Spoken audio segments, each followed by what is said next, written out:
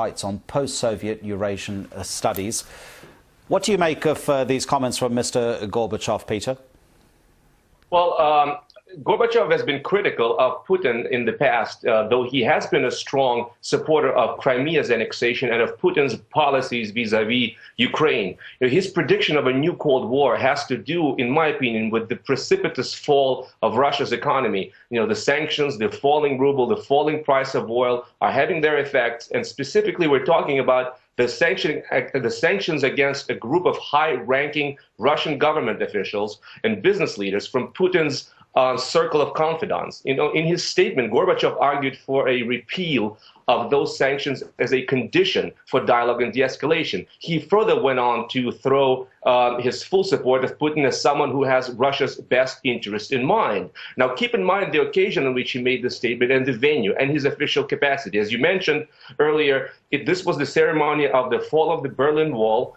The 25th anniversary took place in Berlin, Germany, and Gorbachev was Russia's official representative. I think that Gorbachev remains a beloved political figure for Germans. So I think he's on a mission by the Kremlin as part of its ongoing strategy to drive a wedge in the West's anti-Putin coalition and split the U.S. and Britain on one side and continental Europe on the other, specifically to do away with, or at least to weaken, the sanctions.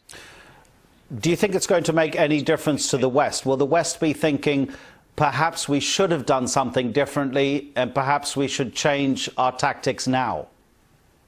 Well, it is really difficult to predict. The two sides have already been on a long path of a new Cold War, with most Russia watchers and policymakers agreeing that it will be exceedingly difficult to rewind to the past state of relations. There are Minsk there's the Minsk meeting agreements, which Russia has violated, with the recent election of the in the self-proclaimed republics. There are now reports, credible reports, of new, columns of Russian tanks crossing over the border to eastern Ukraine. So under the present conditions, and finally, with Russia making belligerent actions such as dispatching its fighter planes to fly over European countries as far as the Atlantic, with the sighting of a mysterious submarine in Sweden's waters, I don't think those actions help much. And in the present conditions, I don't see that either side is able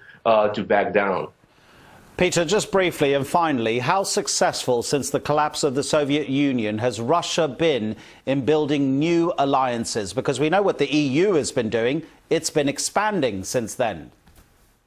Well, Russia has not been all that successful, and I think part of what it sees as the reason for the calamity in Ukraine has been a breakdown of its initiative to involve Ukraine in the so-called Eurasian Union, which includes Armenia and Belarus and Kazakhstan, something that would be a serve as an alternative to the European Union. Ukraine's unwillingness to participate in that initiative, I think, shows Russia's inability to build a viable alternative to the European Union.